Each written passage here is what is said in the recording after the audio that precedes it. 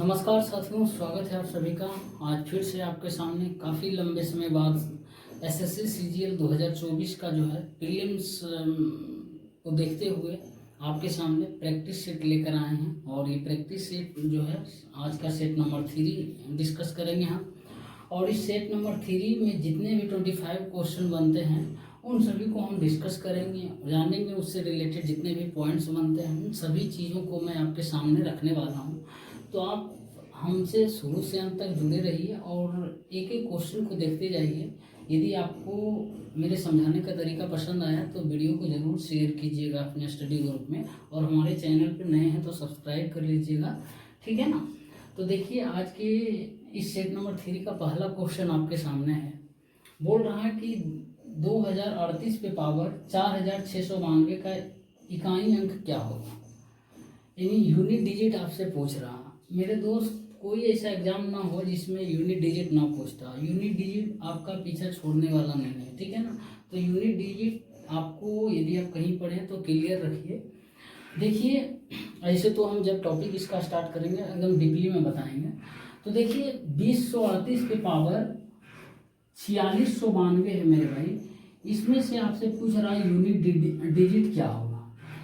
तो मेरे दोस्त, मैं बता देता हूँ, किसी भी नंबर पे पावर कुछ भी हो और उसका यूनिट डिजिट आपसे पूछे तो उस बेस का जो नंबर है, जिस नंबर बेस में है जो भी नंबर, उसके यूनिट डिजिट इकाई अंक पर ध्यान देना, ठीक है ना।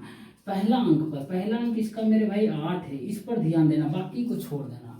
तो 8 पे पावर 4692 निकालना, ठीक है ना। अब देखिए, 4692 8 पे पावर करना बहुत ही बड़ा टफ हो जाएगा। तो देखिए, मैं डिटेल में तभी नहीं बताऊंगा, लेकिन आपको बता देता हूँ। कोई भी यूनिट डिजिट निकालना, तो जितना पावर है मेरे भाई किसी भी नंबर पे, तो उसको 4 से डिवाइड कर दीजिएगा, ठीक है ना। 4 से डिवाइड कर दीजिएगा, उसके बाद जो रिमाइंडर आएगा ना वो लिखना है, ठीक है ना, या उसको ध्यान में रखना। देखिए, 4 से डिवाइड करने के लिए डिविजिबिलिटी का रूल पता होना चाहिए कि लास्ट के 2 डिजिट हम जब डिवाइड हो जाता है तो वो 4 से संख्या है, तो टोटल जो है वो नंबर 4 से डिवाइड हो जाएगा, ठीक है ना। 92 को 4 से डिवाइड देंगे यानी 23 चौका 92, पूरी कट जाता है। तो हम देखिए, ये क्या हो जाएगा, 0 हो जाएगा। तो 8 पे पावर मेरे भाई 0, तो क्या होगा, यूनिट डिजिट 1। मेरे भाई 1 नहीं करना, ठीक है ना। जब भी यूनिट डिजिट में पावर 0 आया ना, उसका मतलब हो कर देना 8 पे पावर 4 कर दे। 0 का मतलब 4 कर देना, ठीक है ना। तो 8 पे पावर 4 आपसे पूछ रहा, तो 8 पे पावर 4 कितना हो जाएगा मेरे भाई, 6 होगा। 8 पे पावर 4 तो निकाल सकते हैं ना, 8 को 4 बार गुना करेंगे तो कितना हो जाएगा मेरे भाई, 6 यूनिट डिजिट हो जाएगा, ठीक है ना। मैं लिख देता हूँ यूनिट डिजिट 6, ठीक है ना। अब देखिए, 8 पर क्या है ना मेरे भाई, देखिए हर एक 4 पावर के बाद जो है ना यूनिट डिजिट रिपीट करता है। मैं दिखा देता हूँ। जैसे 8 पे पावर 1 करेंगे तो 8 आएगा, 8 पे पावर 2 करेंगे तो 6 आएगा, 16 मतलब यूनिट डिजिट 6। 8 पे पावर जो है 64 आएगा मेरे भाई, तो यानी यूनिट डिजिट 4। 8 पे पावर 3 करेंगे मेरे भाई, यूनिट डिजिट आएगा 2। 8 पे पावर 4 करेंगे मेरे भाई तो यूनिट डिजिट 6 आएगा, ठीक है ना। फिर 8 से मल्टीप्लाई होगा, 2 6, 8 2 16, 6 आएगा। फिर 8 पे पावर 5 करेंगे ना तो 8 6 48, 8 आएगा। अब देखिए, फिर 8 आएगा, फिर अगला बार 4 आएगा, फिर उसके अगला बार 2 आएगा, फिर 6 आएगा। यानी हर एक 4 के बाद पावर जो है ना रिपीट कर रहा है, ठीक है ना। तो 8 पे पावर हम उस संख्या को 4 से डिवाइड कर देंगे, जो भी आएगा इतना तो कम से 4 को पावर तक निकाल सकते हैं ना, हमको पता है। तो 4 को 3 आता तो यूनिट डिजिट 2 आता, 2 आता तो यूनिट डिजिट 4 आता, 8 पे पावर 1 आता यूनिट डिजिट 8 आता, ठीक है ना। तो 8 पे पावर 4 मतलब यूनिट डिजिट 6, ठीक है ना। हड़बड़ाइए नहीं, यदि समझ नहीं आया होगा तो और भी क्वेश्चन आएगा, ठीक है ना। आपको हड़बड़ाना नहीं, हर एक चीज़ मैं आपको बताऊंगा, ठीक नहीं। ये बहुत ही बेसिक चीज़ बताएं। जब इसका यूनिट डिजिट को जो हम टॉपिक लेकर आएंगे पूरे डीपली में बताएंगे, ठीक है। मेरे भाई, एक और क्वेश्चन आपके सामने है। देखिए, बोल रहा 7.5 इंटू 7.5 प्लस 37.5 प्लस 2.5 इंटू 2.5 का मान क्या होगा। बहुत ही अच्छा क्वेश्चन है। देखिए जब भी ऐसा क्वेश्चन आए आप ऐसा मत कीजिए कि पॉइंट हटाकर फ्रैक्शन में लाना स्टार्ट कर दीजिए, ठीक है ना। फ्रैक्शन में वही क्वेश्चन को आप लाइए जो क्वेश्चन लगे कि नहीं ये क्वेश्चन फार्मूला पे नहीं बैठेगा या इस क्वेश्चन का मान अलग अलग सब कुछ है, कुछ पता ही नहीं चल रहा, तब कीजिए। जितना संभव हो सके आप फार्मूला पर लाइए और फ्रैक्शन में कम से कम कैलकुलेशन करना सीखिए, ठीक है। तो देखिए यहाँ पर देखिए एक चीज़ दिख रहा है मेरे भाई, ये ए है, इसको मान लेते हैं, ये ए मान लेते हैं, ये बी मान लेते हैं, ये बी मान लेते हैं। यानी आपको दिख रहा ए स्क्वायर तो दिख रहा है मेरे भाई और इधर प्लस बी स्क्वायर दिख रहा, लेकिन यहाँ पर 37.5 नहीं हमको पता है क्या होगा। तो लेकिन यहाँ पर देखिए A square plus B square plus 2 into A into B कर देंगे तो यहाँ पर देखिए 37.5 आ जाएगा। 2 इंटू ए का मान 7.5 इंटू बी का मान 2.5 करेंगे तो 37.5 आ जाएगा। देखिए कैसे होगा, 2 इंटू 7.5 मतलब 15/2 लिख सकते हैं ना मेरे भाई। देखिए इतना आ जाता है 37.5 इंटू बी का मान 2.5 मतलब 5/2 लिख सकते हैं ना। देखिए 2 आ गया, 75/2 करेंगे तो 37.5 आ जाएगा ना। तो प्लस 2ab यहाँ सेटिस्फाई कर रहा। अब देखिए A square plus 2ab plus B square क्या होता है मेरे भाई, तो आप बोलिएगा ए प्लस बी का होल स्क्वायर होता है। तो ए प्लस बी का होल स्क्वायर मतलब मेरे भाई 7.5 प्लस 2.5 का होल स्क्वायर। तो क्या हो जाएगा मेरे भाई, ये 10 हो जाएगा। 10 का होल स्क्वायर मतलब 100 आ गया, ठीक है ना। और आपसे यही इसका मान पूछ रहा है तो 100 आपके सामने है, ठीक है ना मेरे भाई। एक और क्वेश्चन देखिए आपके सामने है, दिया हुआ है 9 plus 16 plus 25 plus 36 plus dot dot dot plus 100 तक का जो है ना मान पूछ रहा है। इस तरह जोड़ेंगे जब संख्याएं को तो कितना उसका सम होगा, यही आपसे पूछ रहा है। तो देखिए मेरे भाई आप सभी को ये दिखता होगा कुछ कि किसी का स्क्वायर है, ठीक है ना। सभी नंबर जो है ना किसी न किसी एक नंबर का स्क्वायर है। तो हम ये 9 जो है दिख रहा है कि 3 का स्क्वायर है, प्लस 16 जो दिख रहा है मेरे भाई 4 का स्क्वायर है, प्लस 25 जो दिख रहा है 5 का स्क्वायर, प्लस 36 जो दिख रहा है 6 का स्क्वायर है, plus dot dot dot dot dot dot dot इसी तरह मेरे भाई प्लस 10 का ये स्क्वायर 100। यही आपसे पूछ रहा है क्या होगा।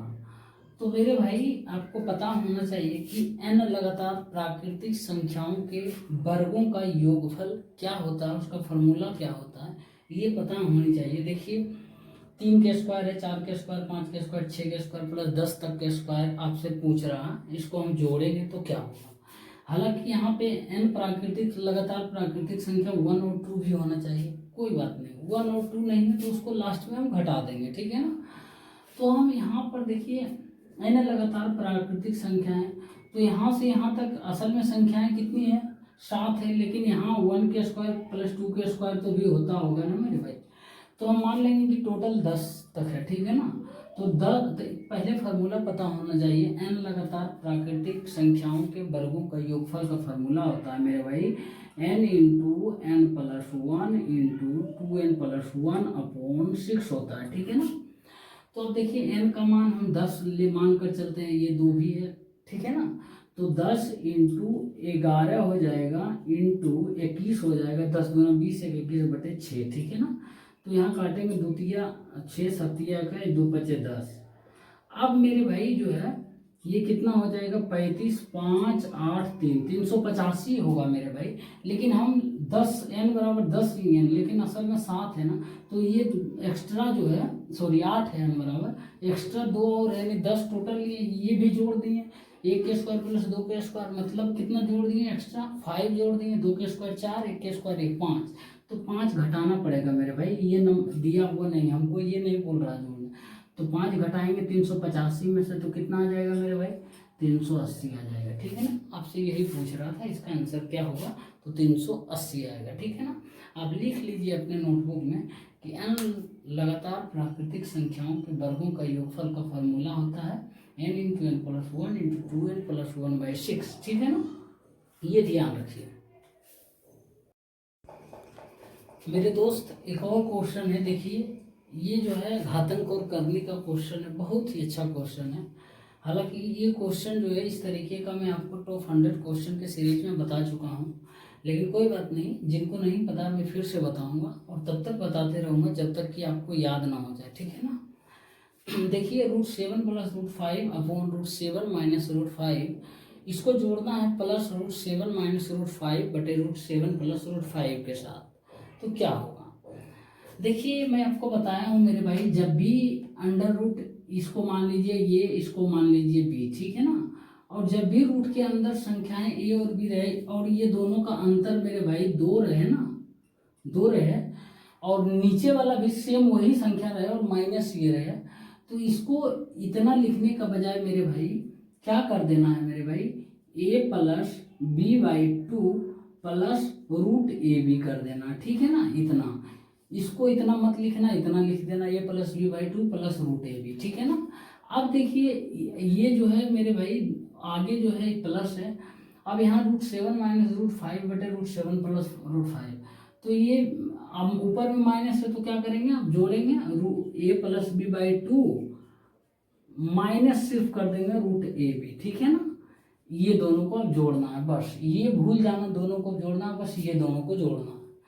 तो देखिए ये इतना आया था, इसका उल्टा ये है तो इसका भी उल्टा हम ये कर सकते थे, ये प्लस हो जाएगा, यह है तो ये माइनस हो जाएगा दूसरा, तो a + b/2 7 + 5/2 यानी 12/2 6 प्लस √ab, √7 प्लस √35 हो जाएगा प्लस। अब देखिए a + b/2 इसी तरीके से इसका जस्ट उल्टा हो जाए 6 माइनस √35, और इसी दोनों को जोड़ना है मेरे भाई, √35 कैंसिल हो जाएगा, 6 + 6 जो है 12 आ गया, ठीक है ना। ये याद रखिएगा, मैं लिख देता हूँ, जो छात्र नए हैं मुझे नए देख रहे हैं, √a + √b बटे √a माइनस √b ये रहेगा, और जब a माइनस b बराबर 2 रहेगा तो क्या करना, ये चीज लिखने के बजाय a + b/2 प्लस √ab लिख देना मेरे भाई, ये बहुत काम देगा। हो सकता है आपको लग रहा होगा ये लिखने में बहुत पहाड़ है कि और कॉम्प्लिकेटेड है, कुछ नहीं कॉम्प्लिकेटेड, देखिए कितना आसान तरीके से होगा। अब यदि माइनस रहेगा, यहाँ पर माइनस रहेगा, ऊपर में माइनस नीचे में प्लस रहेगा, तो यहाँ पर सिर्फ माइनस कर देना, ठीक है ना। मैं ये भी लिख देता हूँ, √a माइनस √b बटे √a प्लस √b, तो मेरे भाई ये लिख देना है, यदि a माइनस b बराबर 2, ये ध्यान देना, ठीक है ना, तो लिख देना a + b/2 माइनस √ab, ठीक है ना, इतना लिख देना है, इतना लिखने के बजाय, ठीक है ना। ये याद रखिए, बहुत ही इम्पोर्टेंट पॉइंट आपको अभी लिखवाए हैं और ध्यान से देखिएगा, ठीक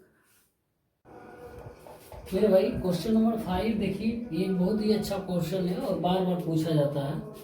बोल रहा दो संख्याओं का महत्तम समावर्तक यानी HCF जो है वो 18 है तथा उनके योगफल जो है 90 है, तो वे संख्याएं क्या है तथा इसी संख्याओं के कितने जोड़े संभव है ये बताना है। तो देखिए मैं आपको इस क्वेश्चन बताने से पहले कुछ पॉइंट बता रहा हूँ, ताकि इससे रिलेटेड जितने भी क्वेश्चन आए आप आराम से कर लीजिएगा। यदि मैं आपको बोलूँ मेरे भाई x और y का LCM निकालना है, LCM, तो आप क्या बोलिएगा, तो बोलिएगा XY होता है, ठीक है ना। और यदि इसका HCF मैं बोलूँ आपको, HCF तो क्या होगा, इसका HCF मतलब हाईएस्ट कॉमन फैक्टर, इसमें सब दोनों में 1 है तो 1 हो जाएगा इसका HCF मेरे भाई, बस। अब यदि मैं बोलूँ 3x और y का LCM निकालना है तो क्या कीजिएगा, तो बोलिए 3xy हो जाएगा, LCM हो जाएगा ना। और HCF आपसे मैं पूछूं मेरे भाई, HCF तो भी बोलिएगा 1 ही आएगा। और यदि मैं आपसे बोलूं 5x और 3y का LCM कितना होगा, तो बोलिएगा 15xy हो जाएगा। और यदि HCF में आपसे पूछूं HCF कितना होगा, तो आप बोलिएगा फिर भी जो है मेरे भाई वो हो जाएगा, आप 1 हो जाएगा, ठीक है ना। बस ये चीज सिखाना आपको था, बाकी कुछ नहीं, ठीक है ना। HCF 1। अब देखिए मेरे भाई यहाँ पर बोल रहा दो संख्याओं का जो HCF है ना वो 18 है। अब 18 है, मान लेते हैं एक संख्या जो है 18x, मान लेते हैं दो संख्या, एक x है और दूसरा y, अभी हमको नहीं पता है कुछ, तो HCF इन दोनों संख्याओं का 18 है, मतलब दोनों संख्याओं में 18 लगा हुआ होगा आगे, यानी 18x 18y होगा। यानी अब ये संख्याएं जो x y नहीं था बल्कि 18x, दूसरा जो 18y था, ठीक है ना। अब इन दोनों संख्याओं का HCF 18 है, ठीक है, सेटिस्फाई कर रहा। बोल रहा हूँ उनके योगफल जो है 90 है। अब इन दोनों संख्याओं का योगफल जो है 90, 18x + 18y बराबर 90 है मेरे भाई। तो x + y बराबर क्या होगा, तो 5 हो जाएगा, x + y बराबर। तो आपसे पूछ रहा हूँ संख्याएं क्या है, तो x + y बराबर 5 है, तो x का मान यहाँ पर क्या हो सकता है मेरे भाई, x का मान 1 हो सकता है, तो y का मान कितना होगा मेरे भाई, 4 हो जाएगा। और यदि हम x का मान 2 रखेंगे तो y का मान कितना हो सकता है, 3 हो जाएगा। यही दो पॉसिबल वैल्यू बन रहा है कि इन दोनों संख्याओं को जोड़कर हम 5 पुरा सकते हैं, ठीक है ना, 5 होगा। अब देखिए आपसे पूछा तो कोई संख्याएं क्या है। अब देखिए x बराबर जब हम 1 लेते हैं मेरे भाई, संख्याएं असल में 18x और 18y माने थे ना, तो हम x 18 का x का मान 1 लेते हैं, तो एक का मेरे भाई आ जाएगा 18 आ जाएगा, 18 × 1 बराबर 18, और दूसरी संख्या 18y, 18 × 4 मतलब 72 आ जाएगा, ठीक है ना, 72 आ जाएगा ये। अब दूसरा भी एक माने और भी x बराबर 2 भी हो सकता है, तो y बराबर 3 होगा। तो अब देखिए यहाँ पर मेरे भाई जो है x बराबर 2 लेंगे तो 18 × 2 बराबर 36 भी हो सकती है संख्या है। तो y बराबर 3 लेंगे, दूसरी संख्या हो जाएगा 18 × 3 मतलब 54 होगा, ठीक है ना। ये भी संख्याएं तो हो सकती है, एक संख्या 18 होगी, दूसरी 72, तो एक होगा 36 और दूसरा 54, ये भी हो सकता है। देखिए इन दोनों का HCF 18 आ रहा और LCM देखिए, सॉरी योगफल देखिए कितना आ रहा, 90 आ रहा। इसका भी HCF 18 आ रहा, योगफल भी 90 आ रहा। तो ये दोनों संख्याएं हो सकती है, कोई इसमें मतलब ये पार्टिकुलर की ये संख्याएं होंगी।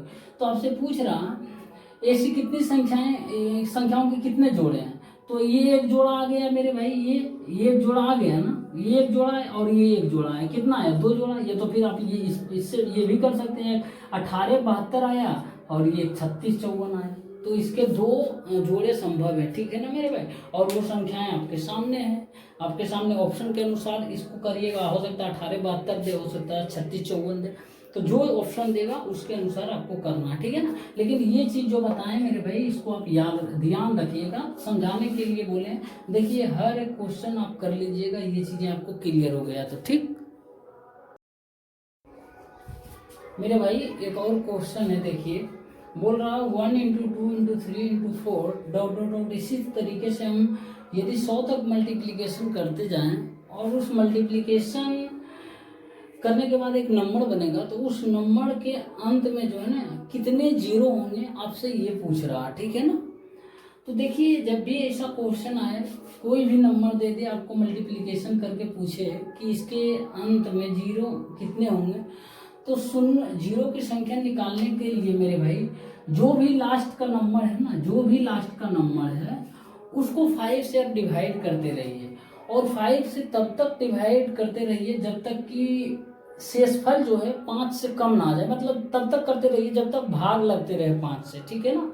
दूसरी भाषा में ये, ठीक है ना, कि तब तक 5 से डिवाइड करते रहिए तब जब तक कि 5 से भाग लगते रहे, ठीक है ना। तो देखिए यहाँ हम ये सब को भूल जाएंगे, 100 को पकड़ेंगे, तो 100 को मेरे भाई 5 से डिवाइड करते रहेंगे, और जो है भागफल आएगा ना, तो उस भागफल को 5 से भी डिवाइड करते रहेंगे ताकि 5 से कम ना आ जाए जब तक वैल्यू। जैसे 5 विषय 100 होता है मेरे भाई, अभी तो कट गया, खत्म कहानी। अब देखिए जो भागफल बचा है मेरे भाई, इस भागफल को फिर से 5 से डिवाइड करेंगे, तो इस भागफल को फिर से डिवाइड करेंगे, 5 चौका 20, तो देखिए ये भी खत्म हो गया। अब देखिए इस भागफल को हम क्या 5 से डिवाइड कर सकते हैं, तो बिल्कुल भी नहीं कर सकते मेरे भाई, नहीं होगा, ठीक है ना। तो अब नहीं होगा तो छोड़ देंगे, यानी 5 से कम आ गया भागफल। तो जितना भी भागफल आया ना मेरे भाई, उन भागफल सभी भागफल को जोड़ देना, ठीक है ना। तो जो जोड़ेंगे, जो भागफल आएगा 20 + 4 आया, तो जो जोड़ने के बाद जो नंबर आएगा ना, वही इस गुणनफल के अंत में शून्यों की संख्या होगी, जीरो, नंबर ऑफ जीरो होगा, ठीक है ना। तो 20 + 4 जो है 24 होगा, इस संख्या के अंत में 24 वो जीरो होगा, ठीक है ना। और जो कि आपसे यही पूछ रहा था। अब देखिए ये क्वेश्चन है, हो सकता है बोलिएगा कि मैं आपको ये क्वेश्चन बनाने देता हूँ, यदि 2 × 4 × 6 × डॉट डॉट इसी तरह इंटू 98 इंटू 100 तक जो है ना नंबर ऑफ जीरो निकालना है, ठीक है ना। कितना होगा इसके अंत में जो है नंबर ऑफ जीरो, वो बताना है मेरे भाई कमेंट बॉक्स में आपको ईमानदारी पूर्वक, ठीक है ना। यदि पता है तो, नहीं पता है तो मैं बताऊंगा, ठीक है ना, नेक्स्ट क्लास में जब भी आएगा क्वेश्चन, ठीक है ना मेरे भाई। देखिए एक और क्वेश्चन है, बोल रहा कि एक कार के मूल्य में प्रति वर्ष जो है 6.1/4% का अवमूल्यन होता है, मतलब डिवैल्यूएशन होता है, मतलब इसका मूल्य जो है घटता है, ठीक है ना।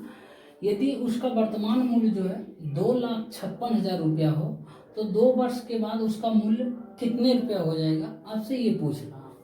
बहुत ही अच्छा सवाल है। देखिए प्रति वर्ष कितना रेट इसका घट रहा है मूल्य मेरे भाई, 6.1/4। 6.1/4% का मतलब क्या बताए थे मेरे भाई, 1/16 होता है, ठीक है ना। ये परसेंटेज के ही टॉप क्लास में आपको बताए थे कि जितना भी फ्रैक्शन में परसेंटेज दिया हो उसको जो है उसको हम परसेंटेज से हटाकर फ्रैक्शन में कैसे लिखते हैं और याद करने भी कुछ बोलने थे, ठीक है ना। तो 6.1/4% का मतलब 1 जो है वो 16 होता है। 1/16 के मतलब अवमूल्यन हो रहा, घट रहा।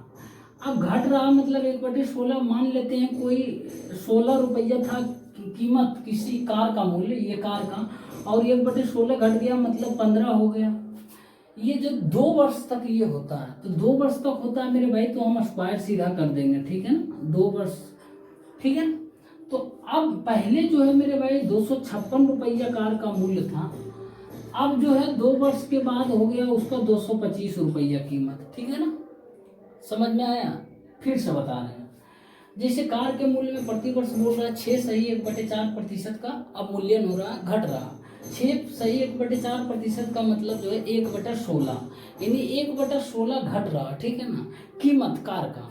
तो मान लेते हैं कार की कीमत स्टार्टिंग में 16 रुपया था और इस ये घटकर जो है 15 रुपया हो गया। 16 में 1/16 निकालिएगा तो 15 होगा ना, एक घटेगा तो मतलब 15 रुपया हो गया।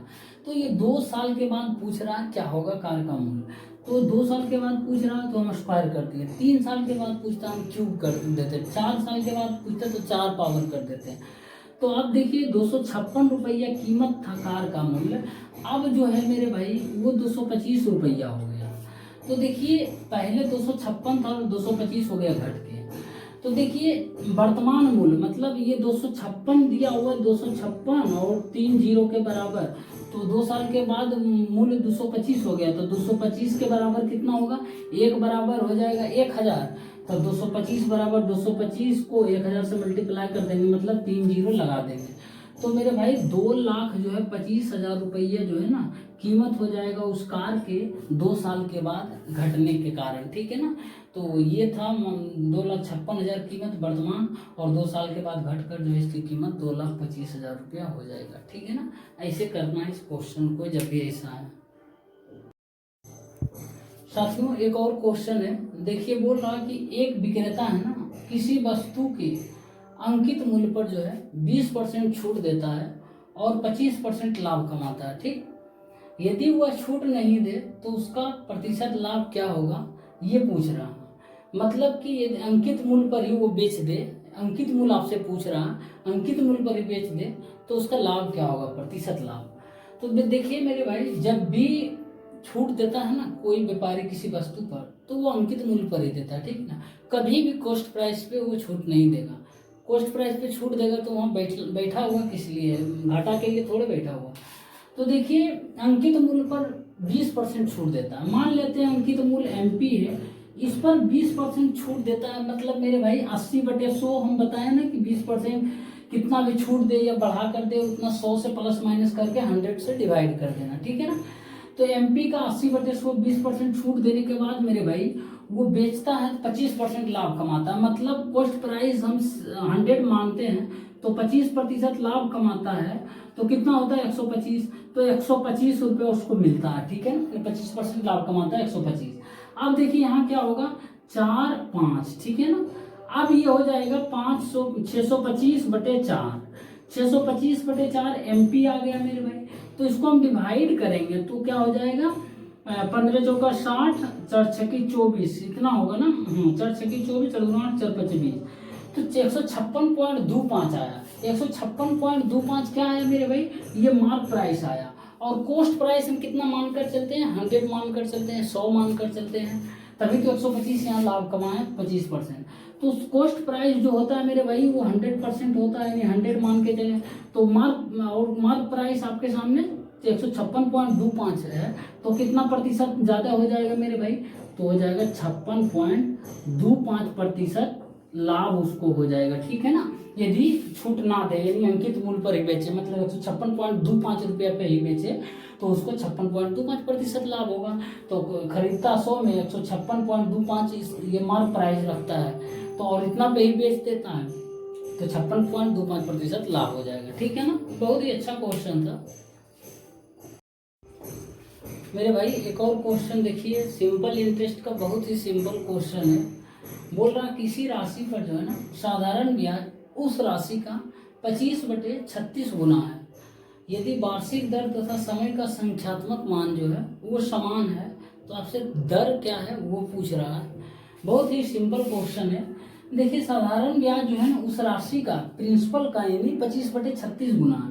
तो सिंपल इंटरेस्ट और प्रिंसिपल जो है, अब यदि प्रिंसिपल हम 36 मान लेते हैं मेरे भाई, तो सिंपल इंटरेस्ट कितना हो जाएगा, तो 25 हो जाएगा, क्योंकि बोल रहा सिंपल इंटरेस्ट जो होगा ना प्रिंसिपल का जो है 25/36 गुना होगा।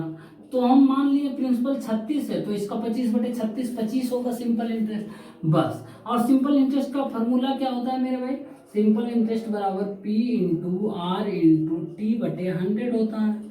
अब सिंपल इंटरेस्ट कितना आ गया 25 बराबर P कितना आएगा मेरे भाई 36 इंटू आर और टी बोल रहा है वार्षिक दर और समय का संख्यात्मक मान समान है, दोनों मान लेते हैं x है, x इंटू एक्स बटे 100, ठीक है ना।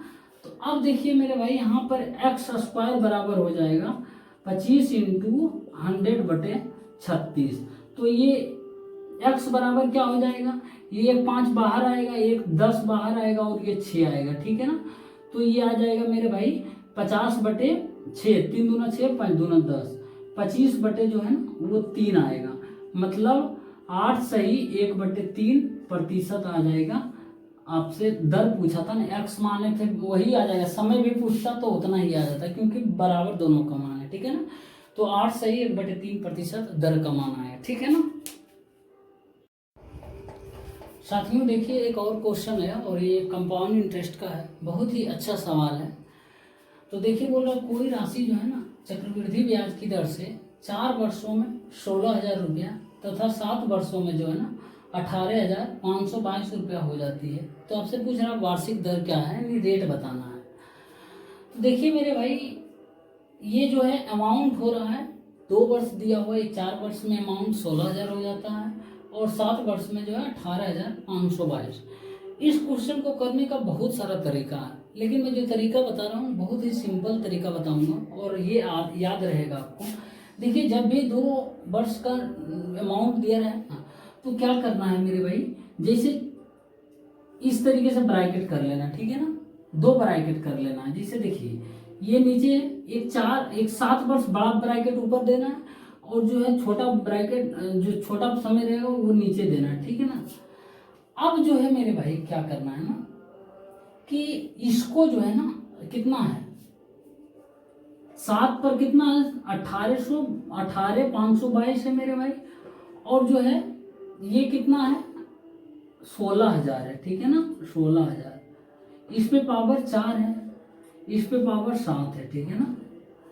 तो ये क्या करना है मेरे भाई, इसको सब्ट्रैक्ट कर देना आंख बंद करके, 18,522 बटे 16,000, ठीक है ना, 16,000 कर देना है और इस पे पावर 3 कर देना, घट जाएगा तो पावर 3 हो जाएगा, ठीक है ना।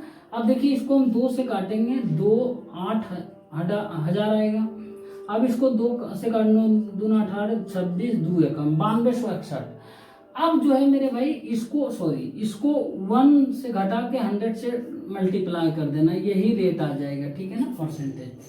तो 9261 किसका क्यू होता है मेरे भाई, तो होता है देखिए 21 का क्यू होता है 21/20 माइनस 1 इंटू 100 हो जाएगा, ठीक है ना मेरे भाई, -1 इंटू 100 हो जाएगा, ठीक है ना। तो ये हो जाएगा मेरे भाई एलसीएम लेंगे तो 21 माइनस 20 1/20, अब 100 से काटेंगे तो 5% आ जाएगा। 5% क्या आ जाएगा, रेट आ जाएगा। और आपसे यही पूछ रहा था, फिर से एक बार समझा देता हूँ यदि समझ नहीं आया। जितना भी चक्रवृद्धि ब्याज T1 वर्ष में A1 होता है और T2 वर्ष में A2 हो जाता है ना, तो रेट आपसे पूछेगा ना, तो रेट क्या करना है मेरे भाई, इन दोनों के टाइम का डिफरेंस कर देना, मतलब T2 माइनस T1 कर देना। ये क्या कर देना, पावर में कर देना, ठीक है ना, कोई भी संख्या पावर कर देना, A2/A1। इसको इस तरीके से भी आप लिख सकते हैं, -1 × 100, ठीक है ना, ये फार्मूला के तौर पे आप लिख लीजिए, ठीक है ना, समझ में आया। अब देखिए A2 जितना था उतना लिख दिए, A1 जितना था उतना लिख दिए, पावर कर दिए, T2 माइनस T1 7 माइनस 4 कर दिए, ठीक है ना, तो 3 हो गया। अब -1 × 100 कर दिए, ठीक है ना, तो 5% आ गया कैलकुलेशन, ये आपके हाथ में। बहुत ही अच्छा है ये मेथड जो बताएं। और भी तरीका है जो मैं आपको कंपाउंड इंटरेस्ट का जब बताऊंगा, एक तरीके से नहीं 5 तरीके से बताऊंगा मेरे भाई, भरोसा करो, ठीक है ना। और मैं जो देता हूँ आपको सबसे सिंपल तरीका आपको देता हूँ, ताकि याद रहे, एग्जाम हॉल में आप कर आइएगा, ठीक है ना।